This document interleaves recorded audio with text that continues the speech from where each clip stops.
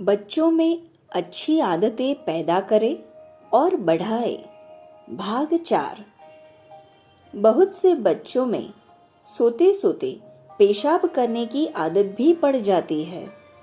छोटे बच्चे तो इस योग्य होते नहीं कि वे इस बात को समझ सके और उन पर नियंत्रण रखा जा सके, पर बड़े बच्चों में कितने ही इस आदत के शिकार बन जाते हैं।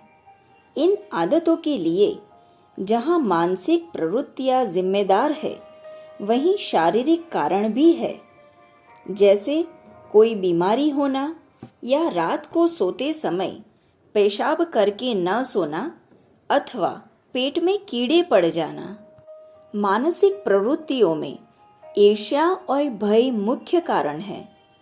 बच्चा जब देखता है कि माता पिता उसके छोटे भाई या बहन को अधिक प्यार करते हैं और वह भी बिस्तर में पेशाब करते हैं, या वह यह प्रकट करना चाहता है कि वह भी अधिक प्यार किए जाने वाले छोटे बच्चे से किसी प्रकार कम नहीं है और हूबहू उसी तरह रह सकता है। दिन में अधिक डराए धमकाए जाने, कोई भयानक सपना देखने या चौंक उठने के कारण भी बच्चा बिस्तर गीला कर देता है, पर वह रोज रोज की बात नहीं है। इस आदत को दूर करने के लिए स्वास्थ्य की जांच पड़ताल से लेकर उसके मानसिक प्रवृत्तियों के अध्ययन की भी व्यवस्था रखनी चाहिए। अन्यथा हम शारीरिक रोग समझते रहे और बच्चा किसी मनोग्रंथि का शिकार बनता जाए, या हम उसके उपचार की व्यवस्था बनाने का प्रयत्न करें और बच्चे के शरीर में कोई रोग घर करता जाए। अब तक तो बच्चों की कुछ विशेष आदतों की चर्चा की गई, पर कई आदतें ऐसी है जो सामान्य रूप से किसी भी बच्चे में उत्पन्न हो सकती है या होती है। घृणा, ईर्ष्या, भय जैसे मनोविकारों की चिकित्सा तो बड़े वयस्क लोगों की भी नहीं की जा सकती, क्योंकि इन पर स्वयं के अतिरिक्त कोई दूसरा काबू नहीं कर सकता। पर जिद करना, झिझकना, अनावश्यक संकोच करना, लोगों का ध्यान अपनी ओर आकृष्ट करने के लिए गलत गलत हरकतें करना तथा अशिष्ट व्यवहार करना आम बच्चों की समस्या है, जो बड़े होने पर काफी हानिकारक हो जाती है। इन समस्याओं का हल खोजने से पूर्व पहले यह देख लेना आवश्यक है कि वे कमजोरियां कहीं माता पिता में तो नहीं है, क्योंकि कमजोरी हो या विशेषता बच्चा अपने अभिभावकों से ही उत्तराधिकार में प्राप्त करता है। यदि ये दोष अभिभावकों में हो तो पहले अपने को सुधार कर बच्चों के सामने आदर्श उपस्थित करना चाहिए और उसके बाद बच्चों में उनका परिष्कार करना चाहिए। लेकिन देखा गया है कि माता पिता में कोई दोष थोड़ा सा हो, बच्चों में वह ज्यादा और भयंकर रूप में भी हो सकता है। वहां विवेकपूर्ण नियंत्रण किया जाना आवश्यक हो जाता है। जैसे किसी बच्चे में बुरी तरह गुस्सा करने की आदत है और वह आदत उसकी माँ या पिता में स्वाभाविक रूप से है, तो उन्हें चाहिए कि वे बच्चों के परिष्कार का प्रयास करते हुए उनके सामने कम से कम क्रोध करें। जिद के रूप में क्रोध की मात्रा कमोवेश सभी बच्चों में देखने को मिलती है। प्रारंभ में वह अपने ढंग से मांगने के रूप में ही होती है, परंतु जैसे ही उसे प्रोत्साहन मिलता है, वह क्रोध का रूप धारण करता जाता है। जिद को कभी प्रोत्साहन नहीं देना चाहिए। जहाँ तक हो सके उसे परिष्कृत ढंग से जिद पूर्ति में निरुत्साहित ही करना चाहिए। जैसे उसे गंभीरता से न लिया जाए या उसकी हर उचित अनुचित इच्छा को पूरा नहीं किया जाए। जिद को नहीं, उसकी इच्छा के औचित्य को ही महत्व दिया जाए। यदि उसे प्रोत्साहन मिलता है तो वह हर बात में नहीं करना सीख लेता है तथा आगे चलकर उद्यत अहंकारी बन जाता है। सामान्य रूप से जिद प्रखर इच्छा शक्ति का प्रतीक है, अतः उसे रचनात्मक दिशा भी दी जा सकती है। जो बच्चे अपनी इच्छा पूर्ति के लिए बहुत बुरी तरह अड़ जाते हैं, उन्हें दूसरे अच्छे कार्यों की ओर प्रेरित करना चाहिए। जिद के विपरीत कई बच्चों में झिझकने या अनावश्यक संकोच करने की वृत्ति भी पाई जाती है। इसका सीधा सा उपाय है उन्हें बाल उपयोगी कार्यों में व्यस्त कर दिया जाए, जैसे खेलने में लगाया जाए और कुछ साथी मित्र बनाने के लिए भी प्रोत्साहित किया जाए। झिझक या संकोच किन परिस्थितियों में पैदा होते हैं, यह जानना भी आवश्यक है। बच्चे प्रायः घर के लोगों के सामने नहीं झिझकते, पर किसी नए व्यक्ति या बाहर के आदमी के आते ही चुप हो जाते हैं। इससे स्पष्ट होता है कि वह अपरिचित के सामने झिझकता है, अर्थात वह अपने में किसी बात की कमी अनुभव करता है और उसे छुपाना चाहता है। अतः उचित है कि उसका परिचय क्षेत्र बढ़ाया जाए और उसमें आत्मविश्वास की भावना उत्पन्न की जाए। झिझक की तरह दूसरा गुण है आत्मदर्शन। यह आदत अपनी उपस्थिति जताने या बड़ों को प्रभावित करने की अदम्य आकांक्षा के रूप में जन्म लेती है। उन्हें दूसरों को अपनी ओर आकर्षित करने के उचित अनुचित उपायों का ज्ञान होता नहीं, अतः वे कोई भी उपाय अपनाने लगते हैं। स्वाभाविक चंचलता के कारण उधम मचाना या शरारत करना ही उन्हें अधिक रुचिकर लगता है। इस आदत का शिकार होने से बचाने के लिए बच्चों को कभी भी उपेक्षित अनुभव नहीं होने देना चाहिए।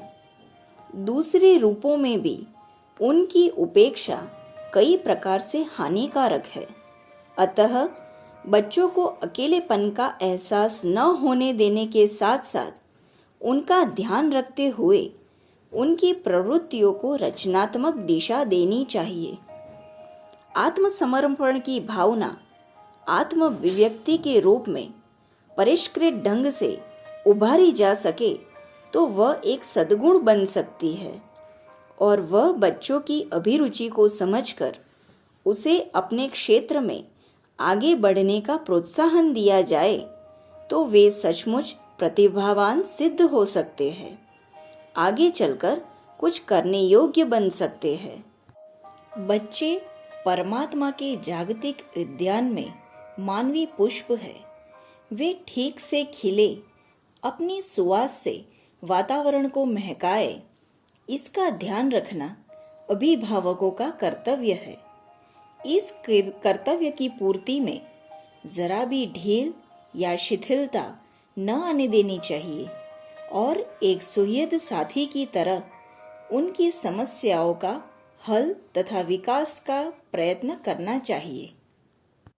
वस्तुतः देखा जाए तो बालक में दुर्गुण जन्म से नहीं हुआ करते।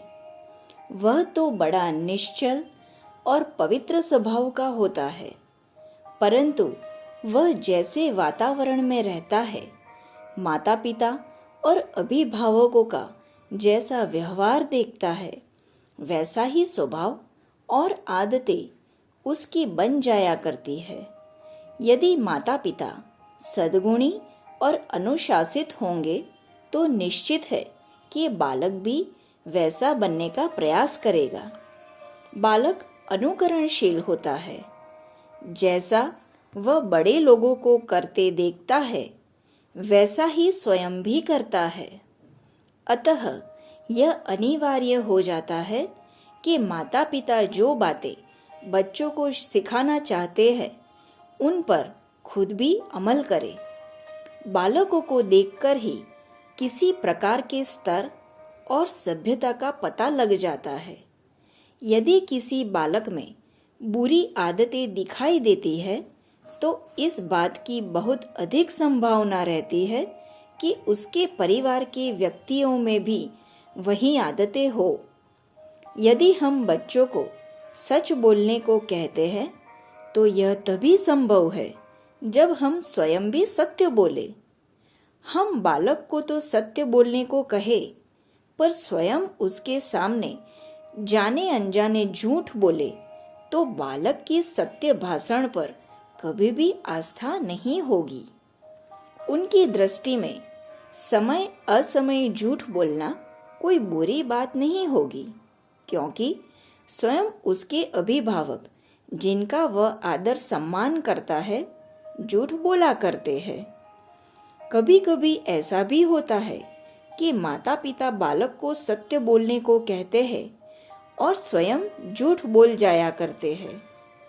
ऐसा करने से बालक की दृष्टि में उनका सम्मान कम हो जाता है। वह समझने लगता है कि ये स्वयं गलत करते हैं। बहुत से माता पिता कहीं घूमने जाते हैं, सिनेमा आदि देखने जाते हैं तो बच्चों को झूठ बोलकर बहला देते हैं।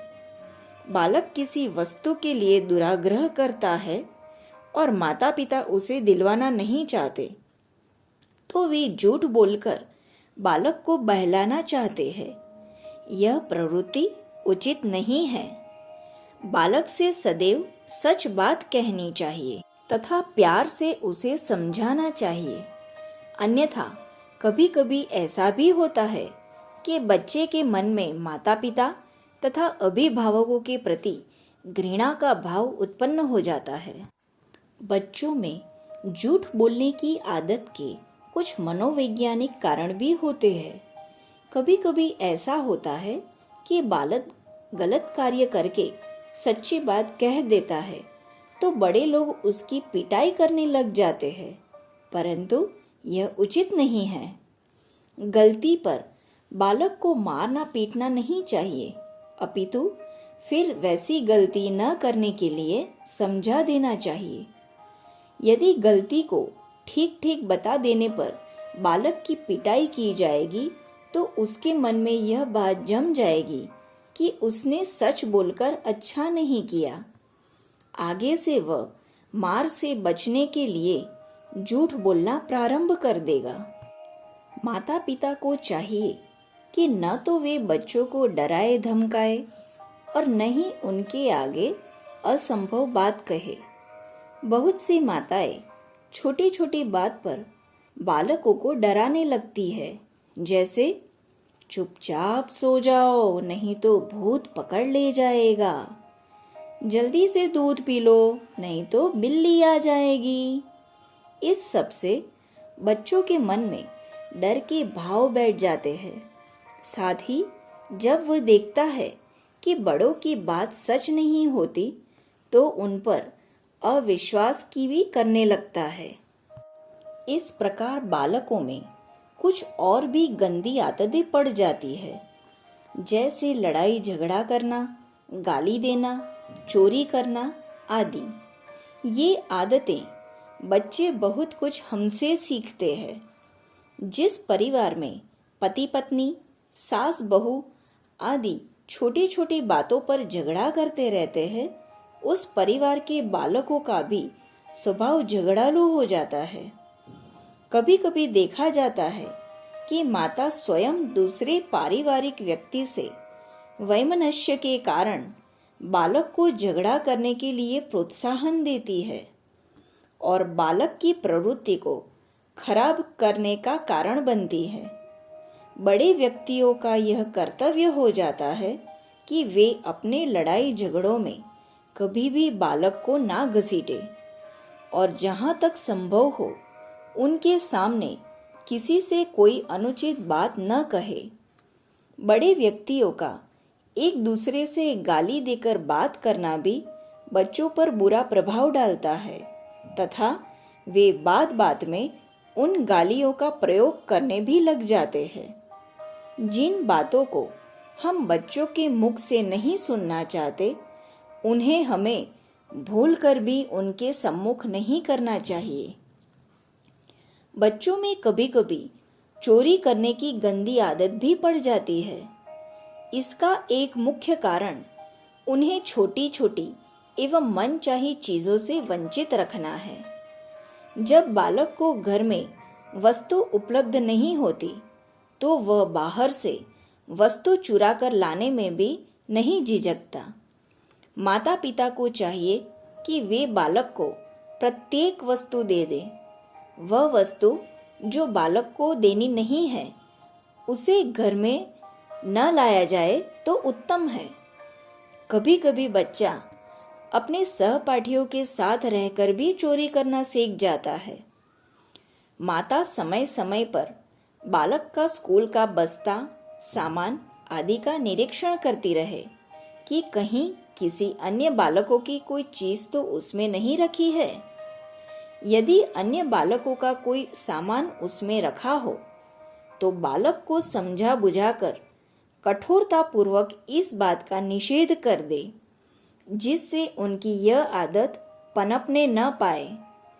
ये तो हुई प्रायः सभी बालकों की छोटी मोटी आदतें। कुछ बच्चों में कतिपय विशेष आदतें भी होती है, जैसे अंगूठा चूसना, बाल खींचना, नाखून काटना, तुतलाना, हकलाना आदि। माता पिता इन आदतों को तनिक भी अच्छा नहीं समझते तथा इन्हें दूर करने के लिए चिंतित हो उठते हैं और विविध प्रकार के प्रयास करते हैं। पढ़े लिखे माता पिता बालकों का विविध प्रकार से मनोविश्लेषण करते हैं तथा बालकों की इन आदतों के अधिक पनपने पर उन्हें मनोवैज्ञानिक के पास भी ले जाने का प्रयास करते हैं। परंतु मनोवैज्ञानिकों का कथन है कि बालकों को इन आदतों के लिए किसी प्रकार का दंड नहीं देना चाहिए और न ही उनकी विशेष चिंता करनी चाहिए। ये छोटी मोटी आदतें बालकों में स्वाभाविक होती है। इनके द्वारा वह अपने स्नायुविक एवं मानसिक तनाव को दूर करने का प्रयास करता है। बड़े लोग तो तनाव से मुक्त होने के अनेक मार्ग निकाल लेते हैं, परंतु छोटा बालक अन्य कोई रास्ता न पाकर इन आदतों को अपना लेता है। अधिकांश बच्चे धीरे धीरे इन आदतों को स्वतः ही छोड़ देते हैं। मनोवैज्ञानिक कहते हैं कि इन आदतों के लिए जितना हम बालकों को टोकेंगे, जितनी उनकी आलोचना करेंगे, उनकी आदत छूटना उतना ही कठिन होता जाएगा। वस्तुतः इस विषय में बालकों को निर्देशन देने की उतनी आवश्यकता नहीं है जितनी कि अभिभावकों को चिंता मुक्त रहने की है। मनोवैज्ञानिक लिबोनाई गिलमैन ने अपनी पुस्तक insomnia and its relation to dreams में बताया है कि प्रत्येक मनुष्य में दो प्रवृत्तियां होती है, आत्मरक्षण की प्रवृत्ति तथा आत्म प्रचार की प्रवृत्ति। अंगूठा चूसना आदि क्रियाओं के द्वारा बालक अपनी प्रवृत्ति की संतुष्टि करता है। यदि बालक की इस संतुष्टि में बाधा देने का प्रयास किया जाता है तो वह मानसिक संघर्ष की स्थिति में पड़ जाता है। अतएव माता पिता को इन्हें बालक के विकास में बाधक नहीं मानना चाहिए। संदर्भ: बच्चों के शासक नहीं, सहायक बने। लेखिका: भगवती देवी शर्मा।